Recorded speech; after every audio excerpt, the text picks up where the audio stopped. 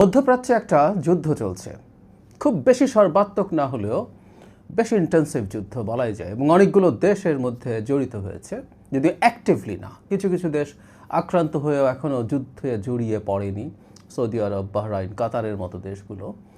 মূলত আমরা এর মধ্যে দেখেছি নিশ্চয়ই ইসরায়েল আর আমেরিকা ইরানকে আক্রমণ করছে, ইরান পাল্টা আক্রমণ ছড়িয়ে দিচ্ছে ইসরায়েল এবং এমন কতগুলো দেশে যেগুলোতে আমেরিকার ঘাঁটি আছে। যুদ্ধ নিয়ে পর্যালোচনা করার জন্য বসিনি, যদিও আমি এই যুদ্ধটা নিয়ে আমার কিছু বিশ্লেষণ আমি জানাতে চাই। আপনারা জানেন আমি এই ধরনের ইস্যু নিয়ে কথা বলতে পছন্দ করি। আমার এই চ্যানেলে তো বটে, আমার জাহেদস টেক অন জিওপলিটিক্সেও আমি এই ধরনের ইস্যু নিয়ে প্রচুর কথা বলেছি, যদিও আমি ঠিক জানি না সরকারের যে পজিশনে আছি সেখানে বসে অপিনিয়ন কতটুকু স্পষ্টভাবে দেওয়া যাবে।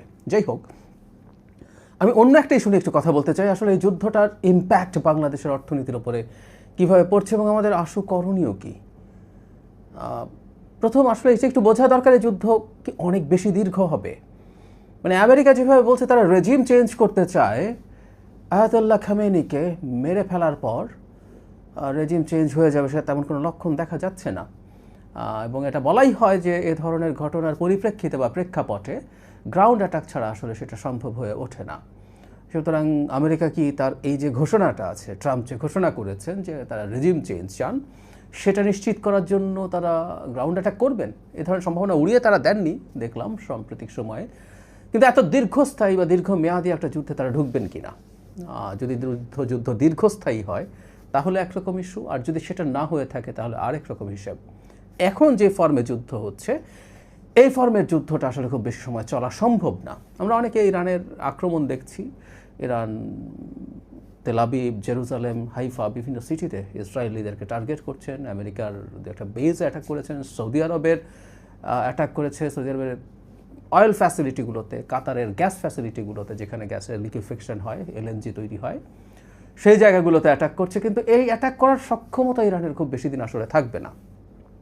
এর আগে ওই যে 12 দিনের যুদ্ধ হয়েছিল, যুদ্ধ না আসলে এগুলো এক ধরনের সংঘাত, কারণ কোনো দেশ যুদ্ধ ঘোষণা করেনি ইরান এবং ইসরায়েলের মধ্যে। তখনও বলা হতো এই কথা, তখন আমি নিজেও বলেছি যে এই যুদ্ধগুলো এক ধরনের সেলফ লিমিটিং, কারণ যে রেঞ্জের অস্ত্র দিয়ে, সেটা ড্রোন হোক, ব্যালিস্টিক মিসাইল হোক, দিয়ে এই যুদ্ধগুলো করতে হয়, সেগুলো স্টক পাইল খুব বেশি থাকে না। ইরানেরও এটা খুব বেশি নেই। তো ইরান এখন যতটা অ্যাটাক করতে পারছে, আস্তে আস্তে তার এই অ্যাটাকের সম্ভাবনা ধার কমতে থাকবে, এটাই নিয়ম। আবার একই সাথে যে পক্ষ আক্রমণ করছে, সেই ইরানের বিরুদ্ধে যে ডিফেন্স তাকে করতে হচ্ছে, সেটা খুব বেশি দিন সে করে যেতে পারে না। আমি অনেক দিন আগে একটা খুব ডিটেইলড আলোচনা করেছিলাম যে ধরনের প্রিমিটিভ অস্ত্র দিয়ে এখন, বিশেষ করে ড্রোন, ইরানের এই ড্রোন প্রযুক্তি খুবই ভালো। আমরা রাশাকে দেখেছি, ইভেন তার যখন নিজস্ব ক্যামিকাজের ড্রোনগুলো খুব এফেক্টিভ ছিল না, ল্যান্সেট তারা এনেছে, তার আগে ইরানের শাহেদ দিয়ে তারা ইউক্রেনকে অ্যাটাক করেছিল। সো ইরান নিজে এটা প্রচুর তৈরি করে, কিন্তু যেটা হয়, এটাকে যখন ঠেকাতে যাওয়া হয় তখন সবসময় তাই ইন্টারসেপ্ট করা হয় যে মিসাইলগুলো দিয়ে, সেগুলো সবসময় অনেক বেশি অ্যাকিউরেট হতে হয়, কারণ সে একেবারে পিন পয়েন্ট একটা টার্গেটে হিট করতে হয়। আর অন্যান্য ক্ষেত্রে একটা ব্যালিস্টিক মিসাইল বা একটা ড্রোন যদি হয়, সে তার একটা রেডিয়াসের মধ্যে, মোটামুটি টার্গেটের 50 ফিট রেডিয়াসে পড়লো, সেটাও খুবই বড় সাকসেসফুল অ্যাটাক হবে। কিন্তু এই কাজটাই আসলে ইন্টারসেপ্টারের ক্ষেত্রে সম্ভব না। সো এগুলো অনেক বেশি এক্সপেন্সিভ। এই কথাটা বলার উদ্দেশ্য হচ্ছে এই যে ইসরায়েলের পক্ষে বা আমেরিকার পক্ষে অন্যান্য দেশগুলোকে রক্ষা করে এই অ্যাটাক চালিয়ে যাওয়া খুব সোজা না। শুধু সেটা না, আমেরিকা এখনও নিজে সম্ভবত শুধুমাত্র টমাহক মিসাইল দিয়ে অ্যাটাক করছে, এয়ার অ্যাটাক করছে মূলত ইসরায়েল। আমেরিকা কিছু এয়ার অ্যাটাক শুরু করেছে। আমেরিকার টমাহক মিসাইলের স্টক পাইল অনেক বেশি না। মানে মোদ্দা কথাটা যেটা, সেটা হচ্ছে এই যুদ্ধ এই ফর্মে চলতে থাকলে খুব বেশি দিন চলবে না, এবং ধারণা করা যায় এর চেয়ে খুব বেশি না চলারই কথা। দীর্ঘমেয়াদী চললে ইটস এ ডিজাস্টার, সেটা পরের কথা। কিন্তু আমাদের শর্ট টার্মে আসলে কী কী সমস্যা তৈরি হচ্ছে আমরা দেখছি যে যুদ্ধ শুরু হওয়ার সাথে সাথে তেলের দাম বেড়ে গেছে, এলএনজির দাম বেড়ে গেছে, এবং এটা আরও খুব দ্রুত বেড়ে যাওয়ার সম্ভাবনা তৈরি হয়েছে, কারণ ইরান ঘোষণা করেছে তারা হরমুজ স্ট্রেইট দিয়ে কোনো রকম কোনো জ্বালানি তেল সরবরাহ করতে দেবে না, তাতে তারা আগুন জ্বালিয়ে দেবে। আমরা যারা জিওপলিটিক্সের বেসিকটা জানি, যে এগুলোকে চোক পয়েন্ট বলে, জিওপলিটিক্যাল বা স্ট্র্যাটেজিক চোক পয়েন্ট। বেশ কিছু দেশ থেকে এখানে এই ন্যারো স্ট্রেইটটা দিয়ে জাহাজ যায়, এবং ইরান চাইলে এটা বন্ধ করে দেওয়া আসলে কোনো ব্যাপারই না।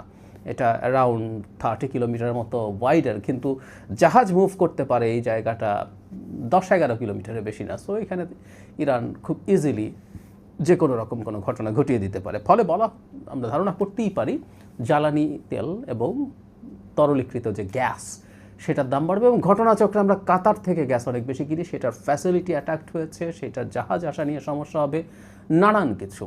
সো আমরা ইমিডিয়েট যে বিপদটায় পড়ার সম্ভাবনা আছে সেটা হচ্ছে আমাদের জ্বালানি তেলের সংকট। আমাদের স্ট্র্যাটেজিক রিজার্ভ খুব বেশি না, বিশেষ করে ডিজেলের। পেট্রোল অকটেন ডিজেলের তুলনামূলকভাবে দ্বিগুণ আছে, কিন্তু ডিজেলই আসলে আমাদের অর্থনীতির লাইফলাইন। আমরা জানি যে ট্রাক বা বড় যানবাহনগুলো সেটা দিয়েই চলে।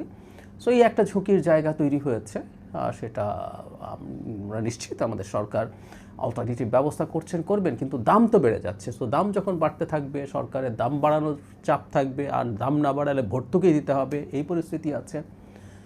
আরও বড় সংকট তৈরি করবে সম্ভাবনা আছে এলএনজির ক্ষেত্রে। আমরা এত বেশি ডিপেন্ডেন্ট হয়ে গেছি এলএনজির ওপর, এটা শেখ হাসিনার সময় আমাদের গ্যাস এক্সপ্লোরেশন না করার কারণে, এটার ভিত্তি করে একটা ধান্দাবাজি, আমি এগুলোকে ব্যবসা বলি না, ধান্দাবাজি তৈরি হয়েছিল শেখ হাসিনার ক্রোনিদের। সেটার মাসুল আমরা এখন এসে পড়বে খুব স্বাভাবিকভাবেই। সো এলএনজির দাম যদি অনেক বেড়ে যায়, আমাদের বিদ্যুৎ উৎপাদন করা, মানে বিদ্যুৎ আইদার আমরা যদি তেল দিয়ে করতে যাই, অথবা আমাদের অনেকগুলো প্রাইভেট বিদ্যুৎ কেন্দ্র আছে, আইপিপি যেগুলো আছে সেগুলো গ্যাস দিয়ে চলে, সেই গ্যাস দিয়ে চলে এলএনজির দাম যদি বেড়ে যায়, তাহলে বিদ্যুৎ উৎপাদনও খুবই কস্টলি হয়ে যাবে। সেই একই পুরনো ডিলেমা যে আমি প্রথম কথা হচ্ছে যথেষ্ট পরিমাণে এলএনজি পাবো কি না, আমি যদি পাইও সেটা যে দামে কিনতে হবে, তাতে বিদ্যুৎ তৈরি করে কি পোষানো যাবে। আমরা কিছুদিন আগেই খেয়াল করেছি আমাদের বিদ্যুৎ মন্ত্রী এটা জানিয়েছেন, বিরাট অঙ্কের বকেয়া বাকি আছে এবং প্রায় দেউলিয়া একটা অবস্থার মধ্য দিয়ে আমাদের সরকার যাত্রা শুরু করেছে। শুধু তাই না, ডক্টর ইউনূসের সরকারও একটা লম্বা সময়ে পেমেন্ট বন্ধ করে রেখে দিয়েছিল। সো এই প্রেক্ষাপটে আমাদের সামনে গ্রীষ্মকাল এসে হাজির হচ্ছে। আমাদের গ্রীষ্মকাল যখন এসে হাজির হবে, অনেকগুলো মানে বিদ্যুতের চাহিদা তো হাউস হোল্ডে বাড়েও, এর সাথে সেচের ব্যাপার আছে, সব কিছু মিলে সিরিয়াস একটা চাপ তৈরি হবে, সম্ভাবনা আছে। খুবই দুর্ভাগ্যজনকভাবে এই সরকারের সময়ে, সরকার মাত্র তার যাত্রা শুরু করেছে, তার হানিমুন পিরিয়ডে এই ধরনের একটা সংকট এসে হাজির হয়েছে। আমি আশা করি আমাদের নাগরিকরা এই ব্যাপারটা একটু মাথায় রাখবেন এবং সরকারের প্রতি সহানুভূতিশীল থাকবেন যে সরকারের দোষ না এটা, কিছু মিসম্যানেজমেন্ট, কিছু সংকট আমাদের সামনে হয়তো বা আসবে, আমি বলছি না চলেই আসবে, সেই সম্ভাবনা আছে। আমরা যেন একটু সতর্ক থাকি, আমরা যেন একটু মিতব্যয়ী হই। আমাদের অনেকের হয়তো বিদ্যুতের বিল হিসাব করতে হয় না, আমাদের যথেষ্ট আর্থিক সামর্থ্য আছে, তারপর আমরা যেন খানিকটা হলেও চেষ্টা করি, আমরা যেহেতু বাতি কম জ্বালিয়ে যদি সম্ভব হয় সেটা চেষ্টা করি। আমাদের এসির টেম্পারেচার যদি বাড়িয়ে রাখা সম্ভব হয় 24-25-এর দিকে, সেই চেষ্টা যেন নিজের জায়গা থেকে করি। আমাদের ভ্রমণের যদি খুব জরুরি কোনো প্রয়োজন না থাকে, কিছু ভ্রমণ যদি আমরা একটু কমানোর চেষ্টা করি, সেটা আমাদের এই জ্বালানির ওপরে চাপ কমাতে পারে। এই জিনিসগুলো আসলে একটু ইমিডিয়েটলি করা দরকার। এটা এই জায়গায় মিড টার্ম এবং লং টার্মেও ঝুঁকি আছে, সেটা হচ্ছে আমাদের রেমিটেন্স প্রবাহ। আমরা জানি মধ্যপ্রাচ্যে যদি এই ধরনের অস্থিতিশীলতা তৈরি হয় এবং সেটা যদি একটু লম্বা সময়ের জন্য থাকে, তাহলে দুটো ঘটনা ঘটবে। একটা হচ্ছে ওখানকার অর্থনীতি যখন চাপে পড়ে যাবে, আমাদের নতুন করে কর্মী যাওয়া বন্ধ তো হবেই, আমাদের ওখানে থেকে যাওয়া কর্মীরা অনেককেই ফেরত আসতে হবে। এর বাইরেও যেটা হতে পারে সেটা হচ্ছে যখন এ ধরনের সংকট হয়, তখন ওখান থেকে রেমিটেন্সের ফ্লো কমে যেতে পারে।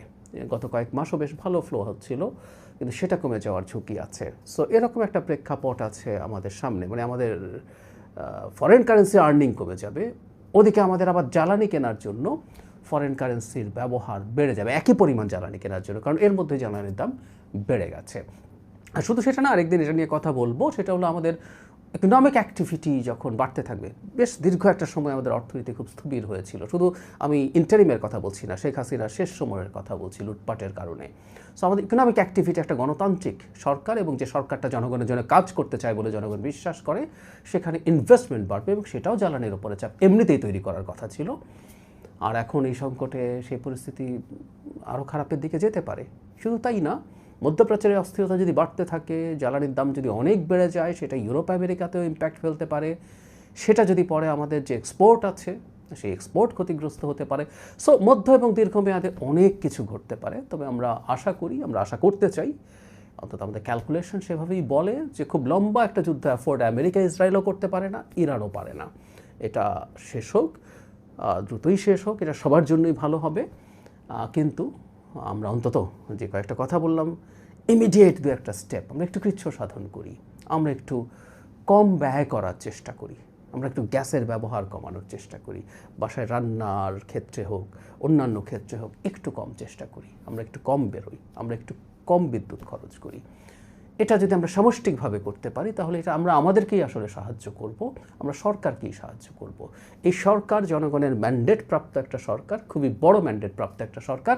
এই সরকার জনগণের জন্য কাজ করতে চায় এবং এই সরকার জনগণের ম্যান্ডেট নিয়েই আবারও ক্ষমতায় যেতে চায়। ইয়াস, প্রত্যেকটা সরকারই চাইবে যতবার সম্ভব জনগণের ভোটে নির্বাচিত হয়ে ক্ষমতায় যেতে, দায়িত্বে যেতে। সুতরাং যেহেতু জনগণের ম্যান্ডেটটাই সে আবার দায়িত্ব পেতে চায় দেশ শাসনের, দেশ পরিচালনার, তাই সে জনগণের জন্য কাজ করতে চাই। এই আস্থাটুকু যেন সরকারের উপর আমরা রাখি এবং সরকারকে সমর্থন করি। এই সরকারকে সমর্থন মানে আসলে নিজদেরকেও সমর্থন। সরকারের উপরে চাপ কম যদি হয় সেটা আমাদের জন্যই আখেরে ভালো হবে। আমি আশা করি আমাদের নাগরিকরা এই ব্যাপারটা নিশ্চয়ই বুঝবেন।